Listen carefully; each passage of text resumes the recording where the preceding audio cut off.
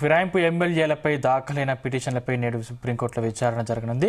కడియం శ్రీహరి, దానం నాగేందర్, తెల్ల వెంకట్రావుపై పాడి Kaushik Reddy, KP Vivekananda petition వేశారు. ఈ విషయంలో నిర్ణయం తీసుకోవడానికి ఎంత సమయం కావాలో చెప్పాలని అసెంబ్లీ సెక్రటరీని గత విచారణలో సుప్రీంకోర్టు ఆదేశించింది. ఇక పోచారం శ్రీనివాసరెడ్డి, సంజయ్ కుమార్, కాళీ యాదయ్య, కృష్ణమోహన్, ప్రకాష్ గౌడ్, గూడెం మహిపాల్ రెడ్డి, అరకెపూడి గాంధీపై కేటీఆర్, హరీష్ రావు పిటిషన్ వేశారు. 10 మంది ఎమ్మెల్యేలకు ఇప్పటికే అసెంబ్లీ కార్యదర్శి నోటీసులు కూడా ఇచ్చారు. దాంతో సుప్రీంకోర్టు విచారణపై సర్వత్రా ఉత్కంఠ కొనసాగుతుంది.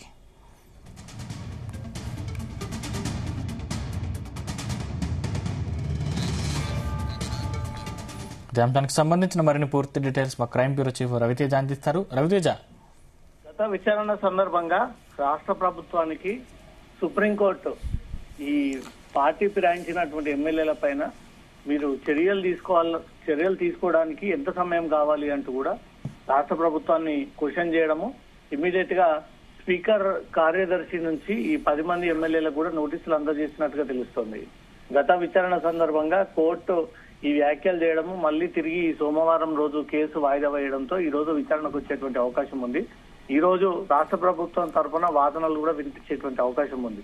గత విచారణలో ఎమ్మెల్యేల పైన చర్యలు తీసుకోవడానికి ఎందుకు ఇంత ఆలస్యం జరుగుతా ఉంది, చర్యలు తీసుకోవడానికి ఇంత ఆలస్యం అవసరమా అంటూ కూడా గతంలో కోర్టు ఈ రకమైనటువంటి అంశాలను గుర్తు చేయడంతో ఇప్పటికే పార్టీ మారినటువంటి 10 మంది ఎమ్మెల్యేలకు నోటీసులు జారీ చేశాము, వారికి టైం కేటాయించాము. ఆ టైం లోపు వాళ్ళ వివరణ కోరిన తర్వాత ఈ చర్యలకు మేము ముందుకు వెళ్తామంటూ కూడా ఈ రకంగా ఈ రోజు రాష్ట్ర ప్రభుత్వం సుప్రీంకోర్టుకి ఈ విషయాన్ని తెలియజేసేటువంటి అవకాశం ఉంది.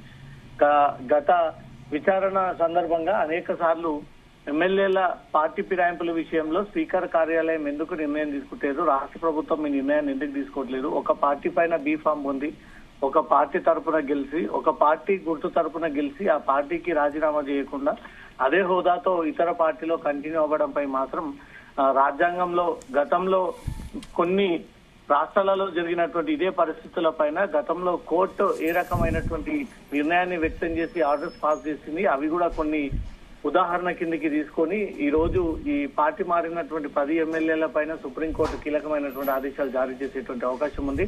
నోటీసులు సుప్రీంకోర్టు ఆదేశాల ప్రకారంగా స్పీకర్ కార్యదర్శి ఈ నోటీసు అందజేయడం జరిగింది.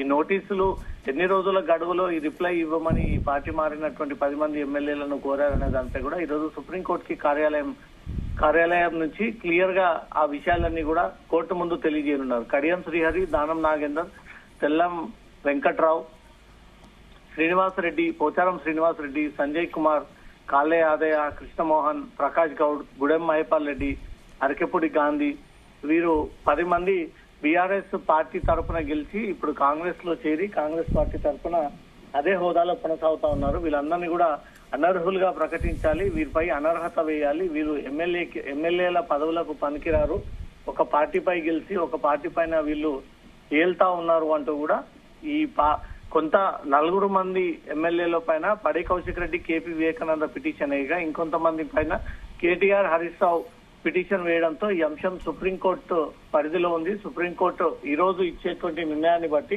ఈ 10 మంది ఎమ్మెల్యేల భవిష్యత్ ఏంటి అనే దానిపై మాత్రం ఒక క్లారిటీ వచ్చేటువంటి ఛాన్స్ ఉంటుంది.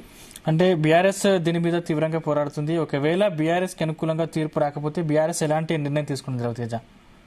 ఒక పార్టీ నుంచి గెలిచి ఒక పార్టీలో వీళ్ళు చేరడంపై మాత్రం బీఆర్ఎస్ అభ్యంతరాలు వ్యక్తం చేస్తా ఉంది. రాజ్యాంగంలో, కాన్స్టిట్యూషన్ ఆఫ్ ఇండియాలో ప్రజలు ఒక పార్టీని గుర్తించుకొని ఆ పార్టీ తరఫున కంటెస్ట్ అయినటువంటి ఎమ్మెల్యేలకు ఓట్లు వేస్తే తిరిగి ఆ పార్టీ మీద ఉన్నటువంటి గౌరవంతో గెలిచినట్టుగా ఉంటుంది. కాబట్టి తిరిగి వేరే పార్టీలకు వెళ్తే ఇది ఎలా సహించేది?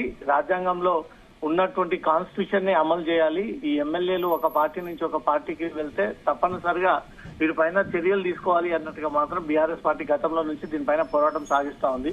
గతంలో స్పీకర్ కార్యాలయంలో ఫిర్యాదు చేయడము, హైకోర్టులో ఒక ఫిర్యాదు అందజేయడము, హైకోర్టు ఇక్కడ స్పీకర్ కార్యాలయానికి ఆదేశాలు ఇచ్చిన తర్వాత కూడా మళ్ళీ వీళ్ళు సుప్రీంకోర్టుని ఆశ్రయించి సుప్రీంకోర్టులో ఈ అంశాన్ని సవాల్ చేసి వీళ్ళు పిటిషన్ దాఖలు చేయడంతో గత విచారణ సందర్భంగానే చర్యలు తీసుకోవడానికి ఇంత సమయం అవసరమా, ఎలాంటి స్టాండ్ ఉంది అసలు ఈ 10 మంది ఎమ్మెల్యేలపై నిర్ణయం తీసుకోవడం విషయంలో అంటూ కూడా సుప్రీంకోర్టు గతంలో రాష్ట్ర ప్రభుత్వాన్ని ప్రశ్నించడంతో ఆ తర్వాత నోటీసులు జారీ చేయడము, ఈ నోటీసులకు సంబంధించినటువంటి అంశం ఈ రోజు సుప్రీంకోర్టులో రాష్ట్ర ప్రభుత్వం తరఫున న్యాయవాది ఆ విషయాన్ని కోర్టు దృష్టికి తీసుకొచ్చేటువంటి అవకాశం ఉంటుంది.